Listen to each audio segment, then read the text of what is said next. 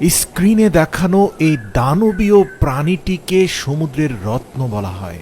জেনে অবাক হবেন যে সকল মানুষরা মাদকাসক্ত হয়ে যায় তাদের মাদকাসক্তি থেকে বাঁচানোর জন্য, অথবা বিষণ্ণ মানুষ যারা অনেকটাই আধা পাগল হয়ে গিয়েছে বা পার্কিনসন রোগে আক্রান্ত, অর্থাৎ যারা কোনো কিছুই মনে রাখতে পারেন না, এরকম ভয়ঙ্কর কিছু রোগে আক্রান্ত মানুষদের জন্য এই সামুদ্রিক প্রাণীটি অত্যন্ত উপকারী। এখানেই শেষ নয় প্রিয় দর্শক, এই সামুদ্রিক শামুকের যে খোলস রয়েছে এটাকে চূর্ণ করে প্রোটিন পাউডার তৈরি করা হয়, যা আবার উচ্চ মূল্যে বিক্রি করা হয় বিভিন্ন মেডিকেল প্রয়োজনে।